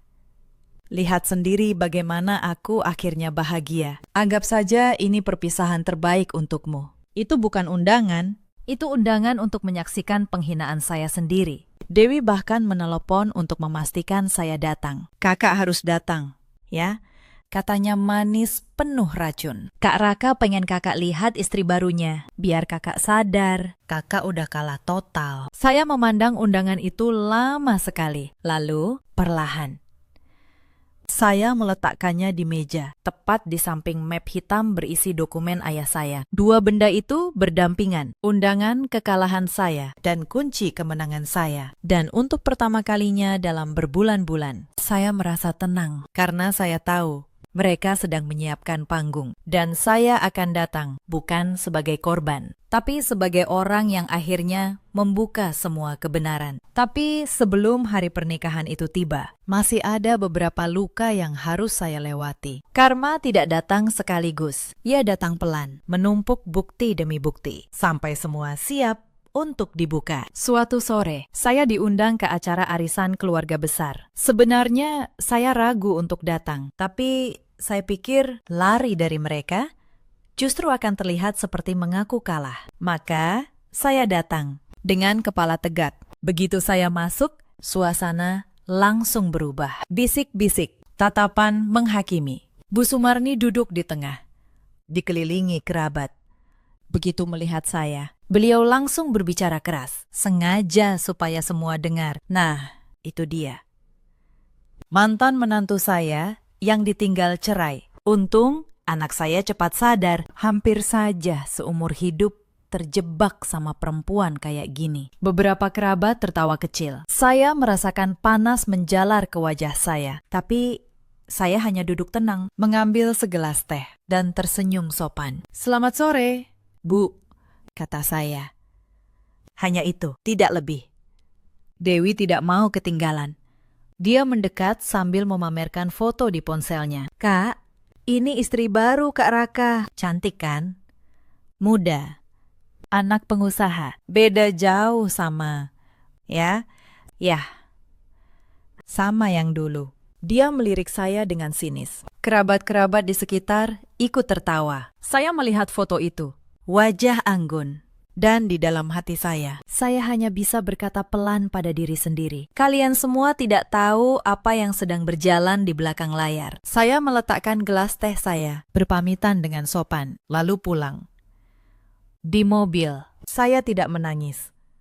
Saya hanya membuka catatan di ponsel saya dan menambahkan satu baris lagi. Tanggal, tempat, kata-kata yang diucapkan. Saya mencatat semuanya, bukan untuk dendam, tapi karena seorang notaris terbiasa mendokumentasikan segala sesuatu. Beberapa hari kemudian, saya mendapat kabar lain yang lebih mengejutkan. Dari seorang teman lama yang bekerja di perusahaan tempat Raka bekerja. Dia menelepon saya dengan suara berhati-hati. "Ratih," katanya, "aku nggak enak ngomong ini, tapi Kamu berhak tahu. Raka, dia nggak cuma menikah karena cinta. Dia menikahi Anggun karena keluarga Wijaya. Dia mau pakai nama besar mereka buat naik jabatan. Bahkan, dia sudah mulai pakai relasi keluarga Anggun buat dapat proyek besar. Saya menutup mata. Jadi begitu. Bahkan pernikahan barunya pun cuma alat. Sama seperti dulu saat dia menikahi saya untuk memanfaatkan keahlian saya. Lelaki itu tidak pernah berubah. Dia hanya berpindah dari satu tangga ke tangga lain, menginjak siapapun yang membuatnya bisa naik. Saya juga mendapat tahu hal lain, bahwa selama masih menikah dengan saya, Raka sudah dekat dengan beberapa perempuan lain. Teman saya mengirimkan beberapa bukti, pesan-pesan, foto-foto. Saya menyimpannya semua, tanpa emosi. Bukan untuk mempermalukannya secara murahan, tapi karena saya tahu suatu saat semua ini akan menjadi bagian dari gambaran utuh tentang siapa Raka sebenarnya. Malam-malam berikutnya, saya habiskan dengan menyusun. Saya membuat satu folder rapi, dokumen ayah saya, surat wasiat Pak Hadi Wijaya, salinan surat palsu yang dibuat Dewi, catatan setiap penghinaan, lengkap dengan tanggal dan saksi. Bukti-bukti tentang perselingkuhan Raka, semuanya tertata seperti sebuah berkas perkara. Karena memang itulah yang sedang saya bangun. Sebuah kebenaran yang tidak bisa dibantah siapapun. Pak Hendra, notaris senior sahabat ayah saya, menemani saya di setiap langkah. Beliau memeriksa keabsahan setiap dokumen. Ratih, katanya suatu malam, setelah memeriksa semuanya, kamu tahu, dengan dokumen ini, kamu bisa menghancurkan mereka sepenuhnya. Kamu bisa menyita aset keluarga Wijaya. Kamu bisa memenjarakan Dewi. Kamu bisa membuat Raka kehilangan segalanya. Kamu mau melakukan itu semua. Saya terdiam lama. Lalu, saya menggeleng pelan. Tidak. Pakistan, kata saya. Saya tidak mau menghancurkan keluarga Wijaya. Mereka tidak bersalah. Anggun tidak bersalah. Dan saya tidak mau memenjarakan siapapun dengan tangan saya sendiri. Saya hanya ingin satu hal. Saya ingin berdiri di hadapan mereka semua, di tempat yang mereka siapkan untuk menghina saya, dan membiarkan kebenaran berbicara. Setelah itu, biar karma yang menyelesaikan sisanya. Pak Hendra menatap saya lama. Lalu, beliau tersenyum. Kamu benar-benar putri ayahmu, katanya. Dia juga selalu percaya. Kebenaran tidak perlu dipaksakan. Ia hanya perlu diberi panggung. Saya mengangguk. Di luar jendela, hujan turun pelan. Dan untuk pertama kalinya dalam waktu yang lama, saya merasa damai. Karena saya tahu, kesabaran saya selama bertahun-tahun akhirnya akan menemukan jawabannya. Bukan dalam bentuk amarah, tapi dalam bentuk kebenaran yang berdiri tegak. Di hadapan orang-orang yang dulu yakin saya akan hancur. Saya harus mundur sebentar dan menceritakan sesuatu tentang ayah saya. Ayah saya, Pak Darsono, juga seorang notaris. Dulu beliau punya kantor besar di Menteng. Selama puluhan tahun, beliau yang memegang akta-akta penting banyak keluarga kaya di Jakarta. Termasuk, ternyata, keluarga Wijaya. Sebelum beliau meninggal 7 tahun lalu, ayah memanggil saya. Beliau menyerahkan sebuah map tebal dan satu kunci safe deposit box. Simpan ini, Nak, katanya pelan di ranjang rumah sakit. Suatu hari, kamu akan butuh. Jangan dibuka sampai kamu benar-benar terdesak. Saya menyimpannya selama 7 tahun. Saya tidak pernah membukanya. Karena saya tidak pernah merasa cukup terdesak. Sampai malam saya membaca nama Wijaya di undangan pernikahan mantan suami saya. Keesokan harinya, saya pergi ke bank. Saya membuka safe deposit box yang sudah 7 tahun terkunci. Dan apa yang saya temukan di dalamnya membuat tangan saya gemetar. Bukan uang, bukan emas, tapi dokumen, akta-akta asli. Dan di antaranya, satu surat wasiat yang ditandatangani oleh mendiang ayahnya Anggun sendiri, Pak Hadi Wijaya. Dititipkan kepada ayah saya sebagai notaris kepercayaan. Surat yang menyatakan bahwa sebagian besar tanah tempat perusahaan keluarga Wijaya berdiri secara hukum masih berstatus jaminan atas utang lama yang belum pernah dilunasi. Utang kepada mendiang ayah saya. Saya duduk lama di ruangan bank yang dingin itu. Pelan-pelan saya mengerti. Keluarga yang sekarang dibanggakan Raka. Keluarga Anggun. Berdiri di atas tanah yang sah secara hukum, bisa dipertanyakan. Dan satu-satunya orang yang memegang dokumen aslinya adalah saya, perempuan yang mereka anggap sampah. Saya tidak langsung bertindak. Saya seorang notaris. Saya tahu, kekuatan bukan pada teriakan. Kekuatan ada pada hitam di atas putih. Maka, saya mulai menyusun dengan tenang, dengan sabar. Sementara itu, hinaan terus berdatangan. Suatu sore, saya bertemu Bu Sumarni di pasar. Beliau sengaja bicara keras supaya orang-orang dengar. Itu loh, mantan menantu saya. Ditinggal suami karena nggak becus jadi istri. Beberapa orang menoleh. Saya merasakan panas di wajah saya, tapi saya hanya mengangguk sopan dan berlalu. Di dalam tas saya, map dokumen itu terasa semakin berat dan semakin nyata. Dewi tidak kalah. Dia menelepon saya suatu malam, hanya untuk menertawakan. Kak, datang ya ke nikahan Kak Raka. Biar kakak lihat sendiri, hidup kakak udah selesai. Lalu, dia menutup telepon sambil tertawa. Saya menatap ponsel saya yang gelap. Lalu, saya tersenyum tipis. Untuk pertama kalinya dalam berbulan-bulan, saya benar-benar tersenyum. Karena saya tahu, undangan itu bukan akhir hidup saya. Undangan itu adalah panggung yang mereka siapkan sendiri untuk keruntuhan mereka sendiri. Sebelum melangkah lebih jauh, saya menemui satu orang, Pak Hendra, notaris senior, sahabat lama ayah saya, sekaligus rekan kerja beliau dulu. Saya menyerahkan seluruh dokumen kepadanya untuk diperiksa ulang. Beliau membacanya halaman demi halaman dengan kacamata yang turun di hidungnya. Lama sekali. Akhirnya beliau melepas kacamatanya. Rati, katanya pelan. Dokumen ini sah. Semuanya sah. Tanda tangan. Materai. Saksi. Semua lengkap. Ayahmu menyiapkan ini dengan sangat rapi. Kalau kamu bawa ini ke pengadilan, keluarga Wijaya tidak punya tempat berdiri. Saya menarik napas panjang. Saya tidak mau ke pengadilan. Pakistan, kata saya. Belum. Saya hanya ingin satu hal. Saya ingin mereka tahu siapa sebenarnya yang selama ini mereka injak. Pak Hendra menatap saya lama. Lalu, beliau mengangguk pelan. Ayahmu pasti bangga, katanya. Malam sebelum pernikahan itu, saya tidak tidur. Saya menata semua dokumen dalam satu map hitam. Saya menyetrika satu gaun sederhana berwarna abu-abu. Bukan gaun mewah. Saya tidak butuh mewah. Lalu, tepat tengah malam, saya mengangkat telepon. Saya menelepon satu orang yang sudah bertahun-tahun menunggu kabar dari saya. Anggun, ya.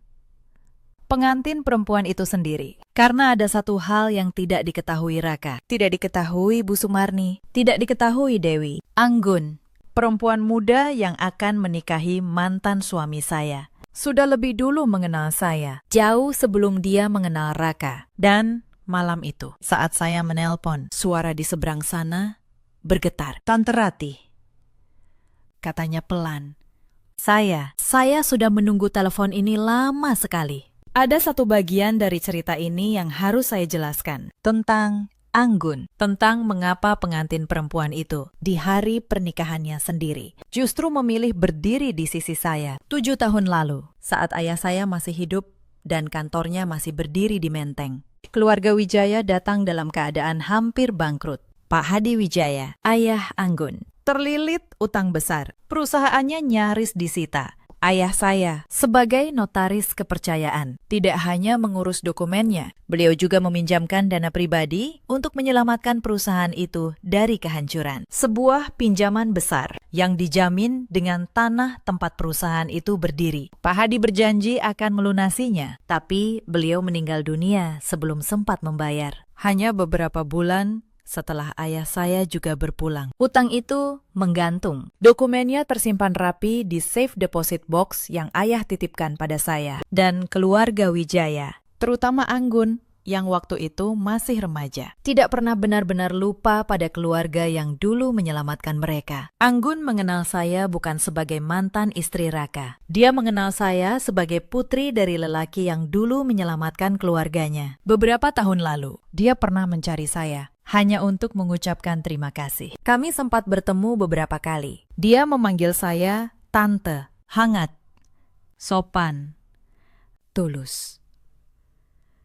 Lalu takdir mempermainkan kami berdua dengan cara yang paling aneh. Anggun, tanpa tahu apa-apa, dikenalkan pada seorang lelaki bernama Raka melalui relasi bisnis. Dia tidak tahu Raka adalah suami saya. Raka pun tidak pernah menyebut nama lengkap mantan istrinya, Dewi dan Bu Sumarni, yang mengatur semuanya. Sengaja menyembunyikan banyak hal. Mereka hanya melihat Anggun sebagai tiket menuju kekayaan keluarga Wijaya. Saat saya menelepon Anggun, malam sebelum pernikahan itu, suaranya langsung bergetar. "Tante Ratih," katanya. Saya baru tahu beberapa hari lalu bahwa mantan istri Mas Raka adalah tante. Saya bingung sekali. Saya tidak tahu harus berbuat apa. Tapi saya merasa ada yang salah dari awal. Saya menarik napas. "Anggun," kata saya pelan, "Tante tidak akan menyuruhmu melakukan apapun. Keputusan ada di tanganmu. Tante hanya mau bertanya satu hal. Apakah kamu benar-benar mencintai lelaki itu? Atau kamu hanya dijodohkan demi kepentingan keluarga?" Hening sebentar di seberang sana. Lalu suara Anggun terdengar pelan, hampir berbisik. "Jujur, Tante, saya tidak yakin. Keluarga saya mendorong pernikahan ini karena Mas Raka terlihat sukses. Tapi semakin dekat hari H, saya merasa ada yang tidak beres. Dia sering bicara buruk tentang mantan istrinya, tentang Tante, padahal dia tidak tahu saya mengenal Tante. Hati saya tidak tenang. Saya menutup mata sebentar. Lalu saya berkata, "Anggun, Tante tidak datang besok untuk merebut kebahagiaanmu. Tante datang karena Tante diundang untuk dihina. Tapi Tante juga datang membawa kebenaran. Kebenaran tentang siapa Tante sebenarnya. Dan tentang utang lama keluargamu pada keluarga Tante. Kamu tidak perlu takut. Apapun yang Tante bawa, Tante tidak akan menggunakannya untuk menyakitimu. Kamu anak baik. Kamu tidak bersalah dalam semua ini." Suara Anggun pecah dalam tangis kecil. "Terima kasih, Tante," katanya. Saya akan melakukan apa yang menurut hati saya benar. Saya tidak bisa berdiri di samping lelaki yang membuang perempuan sebaik Tante. Saya menutup telepon malam itu dengan perasaan yang sulit dijelaskan. Bukan kemenangan, bukan dendam, tapi semacam kelegaan yang dalam. Esok hari, semua topeng akan terlepas. Bukan karena saya berteriak, tapi karena kebenaran yang sudah terlalu lama menunggu. Akhirnya menemukan waktunya untuk berbicara. Saya mempersiapkan diri dengan tenang. Saya tidak membeli gaun mahal. Saya tidak ke salon. Saya hanya menyetrika gaun abu-abu sederhana dan menata dokumen dalam map hitam. Karena saya tahu, kekuatan sejati tidak pernah datang dari penampilan. Kekuatan sejati datang dari kebenaran yang berdiri tegak, tanpa perlu berhias apapun. Sebelum tidur, saya menatap foto ayah saya di dinding. "Ayah," bisik saya, "besok, dokumen yang ayah titipkan akan berbicara. Terima kasih sudah melindungi saya, bahkan dari tempat ayah sekarang berada." Hari pernikahan itu tiba, aula itu megah. Bunga di mana-mana, lampu kristal menggantung di langit-langit. Ratusan tamu memenuhi kursi. Di pelaminan, Raka berdiri dengan jas mahal, senyum penuh kemenangan. Di sampingnya, Anggun, cantik dalam gaun putih. Bu Sumarni duduk di barisan depan, menyipasi diri dengan angkuh. Dan Dewi berdiri di dekat pintu, sengaja menyambut saya dengan senyum mengejek. Datang juga," bisik Dewi saat saya lewat. "Bagus, biar kamu lihat sendiri." Saya hanya tersenyum. Saya berjalan tenang dengan gaun abu-abu sederhana saya. Map hitam dalam genggaman. Beberapa tamu berbisik, "Itu mantan istrinya, ya.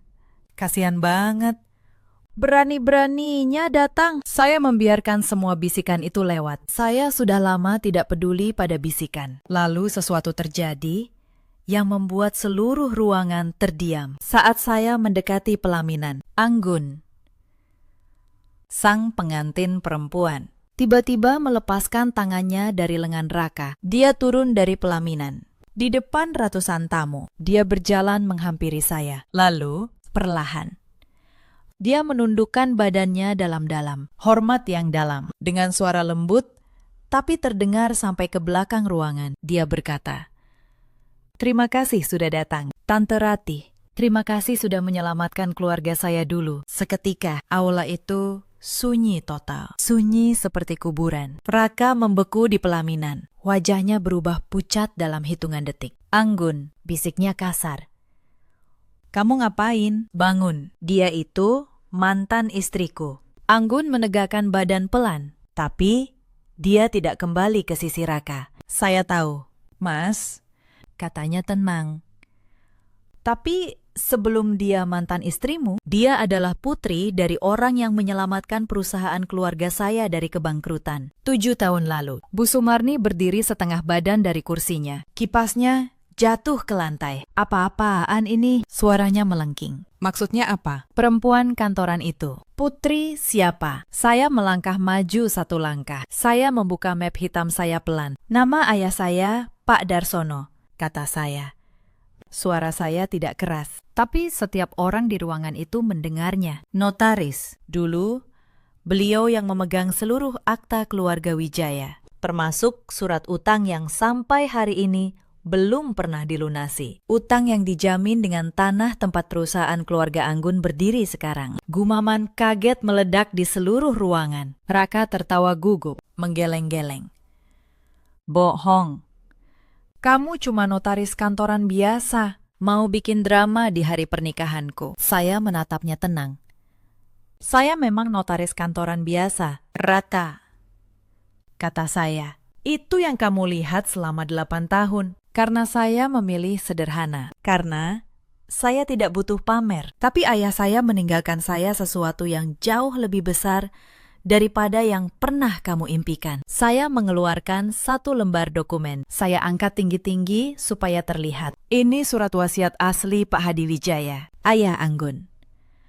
Ditandatangani, bermaterai, lengkap dengan saksi. Menyatakan bahwa tanah perusahaan Wijaya berstatus jaminan utang kepada keluarga saya. Dan saya satu-satunya pemegang dokumen aslinya." Bu Sumarni limbung. Seorang kerabat buru-buru menahannya. "Tidak mungkin," katanya parau. "Tidak mungkin." Dewi mendorong dari belakang. Wajahnya merah. "Itu pasti palsu. Kakak rekayasa semua ini." Saya menoleh ke arah Dewi pelan. Lalu saya mengeluarkan map kedua dari tas saya. "Bicara soal rekayasa," kata saya. "Mari kita bicara soal surat pengalihan rumah yang kamu suruh saya tanda tangani bulan lalu. Dewi, yang tanggalnya tidak sinkron, yang nomor sertifikatnya dipaksakan, dan yang nama saksinya sudah pindah ke Surabaya 2 tahun lalu. Tapi entah bagaimana bisa tanda tangan di Jakarta." Wajah Dewi berubah dari merah menjadi pucat pasi. "Itu namanya pemalsuan dokumen," kata saya. "Tenang, pasal 363, saya notaris. Dewi, saya tahu persis apa yang kamu lakukan. Saya sudah menyimpan fotonya. Setiap halaman, ruangan kembali meledak. Kali ini bukan kaget, tapi marah." Para tamu mulai menatap keluarga Raka dengan jijik. Raka mengusap wajahnya berkali-kali. "Ratih," suaranya gemetar sekarang. "Tunggu, kita bisa bicara baik-baik. Kamu mau apa? Uang? Rumah? Apapun, aku kasih." Saya menatapnya lama. Lelaki yang dulu saya cintai, yang dulu saya tambal setiap kali jatuh, yang membuang saya seperti barang rusak. "Kamu masih belum mengerti, ya," kata saya pelan. "Kamu tidak punya apa-apa untuk diberikan. Raka, mobil yang kamu banggakan, rumah pondok indah itu, semuanya berdiri di atas tanah yang aku pegang dokumennya. Hari ini, kamu bukan menikahi anak orang kaya, kamu menikahi anak dari keluarga yang nasibnya ada di tangan perempuan yang kamu buang." Tapi malam itu, kebenaran belum selesai berbicara. Saat Raka masih berlutut, dan Bu Sumarni masih terisak. Seorang lelaki berdiri dari kursi tamu. Wajahnya tegang. Dia rekan kerja Raka, orang yang pernah menelpon saya dulu. "Maaf," katanya keras. "Tapi saya rasa semua orang di sini berhak tahu satu hal lagi. Selama Raka masih menikah dengan Bu Ratih, dia sudah dekat dengan beberapa perempuan lain. Saya punya buktinya, dan saya muak diam saja." Seketika, ruangan kembali bergemuruh. Para tamu saling pandang. Beberapa perempuan menutup mulut dengan tangan. Bu Sumarni menjerit, "Bohong. Anak saya tidak mungkin begitu. Saya tidak berkata apa-apa. Saya hanya mengeluarkan ponsel saya dan meletakkannya di atas meja terdekat. Tidak untuk memutar apapun. Hanya untuk menunjukkan bahwa saya pun memegang bukti yang sama." Raka melihat gerakan saya. Wajahnya yang sudah pucat menjadi semakin putih. Dia tahu saya menyimpan segalanya. "Ratih," bisiknya.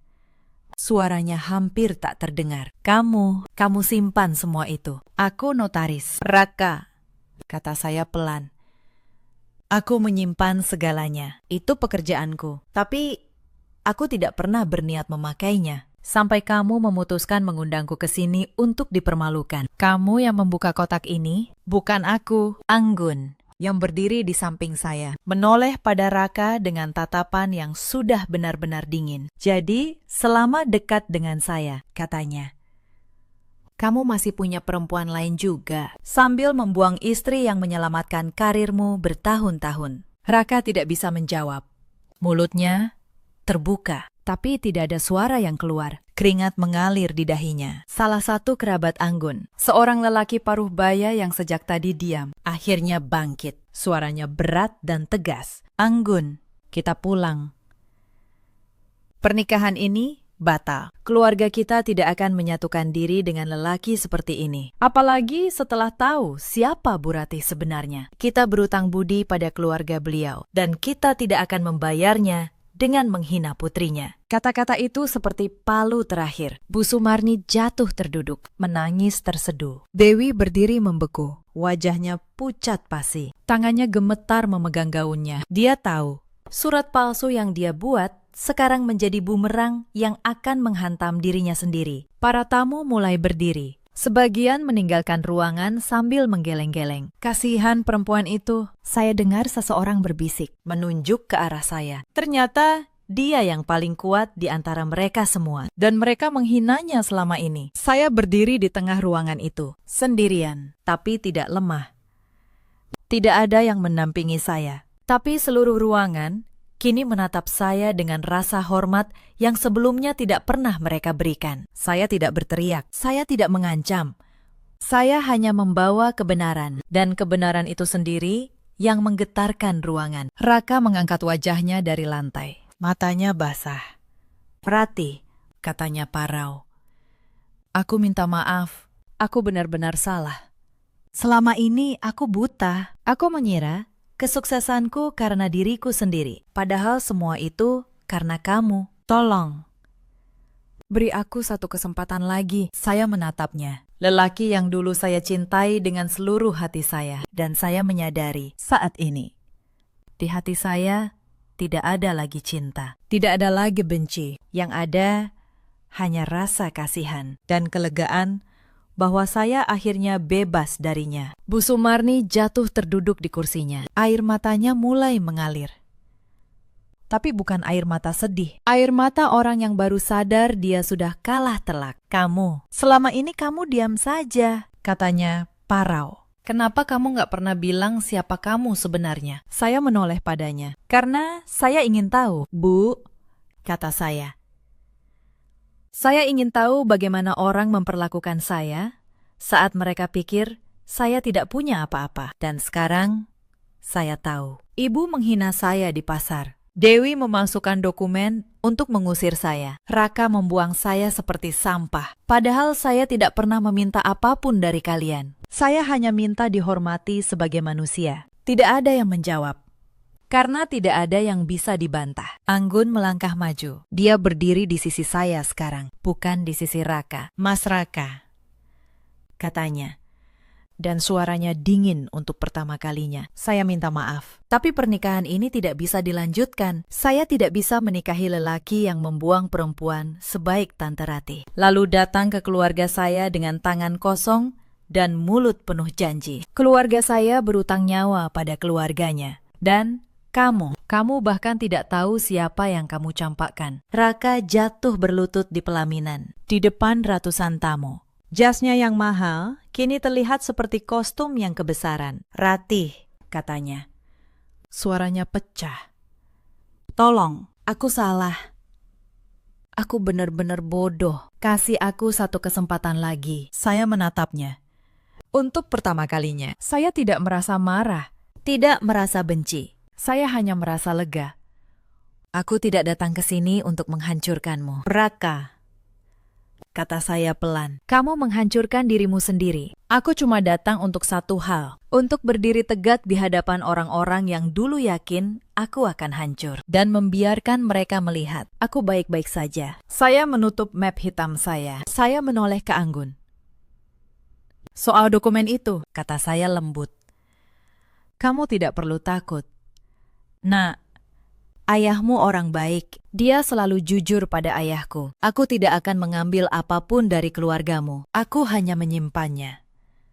Supaya orang-orang seperti mereka tahu ada batas dari kesabaran seorang perempuan. Anggun menahan tangis. Lalu, dia memeluk saya di tengah ruangan yang penuh. Di depan mantan suami saya yang berlutut. Perempuan muda itu memeluk saya seperti memeluk keluarganya sendiri. Saya melepaskan pelukan itu pelan. Saya menoleh terakhir kali pada Bu Sumarni dan Dewi yang masih terpaku. Lalu pada Raka yang masih berlutut. Saya tidak mengatakan apa-apa lagi. Saya membalikkan badan. Dan saya berjalan menuju pintu keluar. Langkah saya ringan. Bahu saya tegak. Beban yang selama 7 tahun saya pikul. Akhirnya lepas sepenuhnya. Saat pintu aula tertutup di belakang saya bisa mendengar ruangan itu meledak dalam kekacauan. Tapi saya tidak menoleh lagi. Saya sudah selesai. Beberapa bulan setelah hari itu, kabar-kabar sampai ke telinga saya. Pernikahan Raka batal total. Keluarga Wijaya menjaga jarak darinya.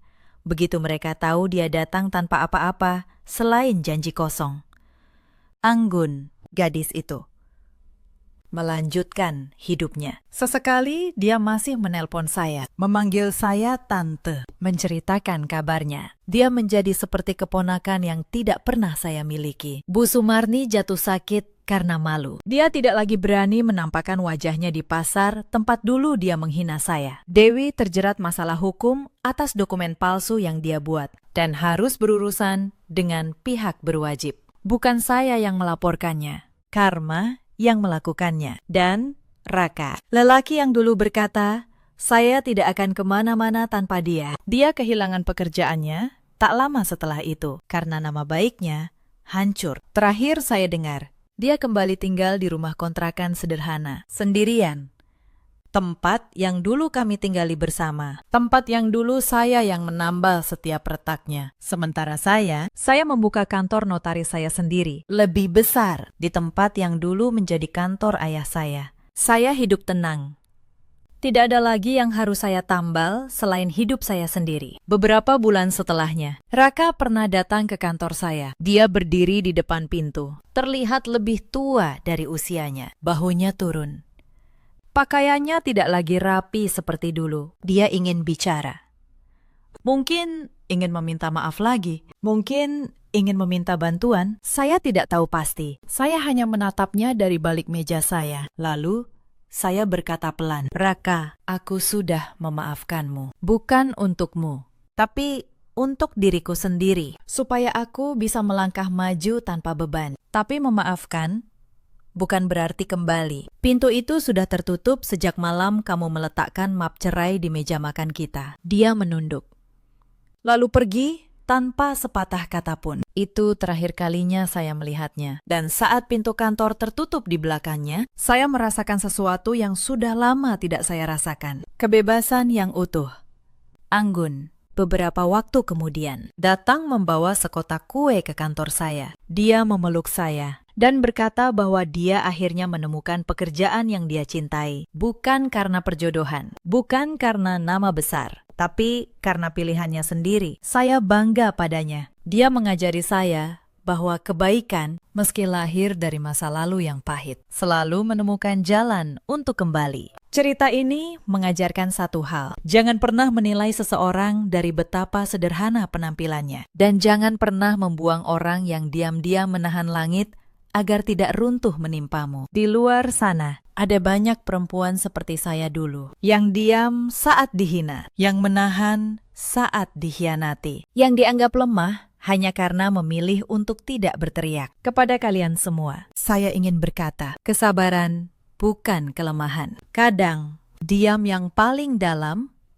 menyimpan kekuatan yang paling besar. Ada juga banyak suami seperti Raka di luar sana, yang lupa siapa yang mengangkat mereka dari bawah, yang mengira kesuksesan adalah hasil tangan mereka sendiri. Sampai suatu hari, fondasi yang mereka pijak menghilang, dan mereka baru sadar siapa yang selama ini menahannya. Dan ada pula ibu-ibu mertua seperti Bu Sumarni yang mengukur menantu dari harta dan penampilan, yang lupa bahwa hati seorang perempuan jauh lebih berharga daripada apapun yang bisa dilihat mata. Dalam hidup, kita selalu punya pilihan, memilih membalas dengan amarah, atau memilih membiarkan kebenaran berbicara di waktunya sendiri. Saya memilih yang kedua, dan saya tidak pernah menyesalinya. Terima kasih sudah menemani saya sampai akhir cerita ini. Kalau kisah ini menyentuh hati Anda, ceritakan pengalaman kalian di kolom komentar. Karena di balik setiap perempuan yang tenang, selalu ada cerita yang tidak pernah dia teriakan. Sampai jumpa di cerita berikutnya.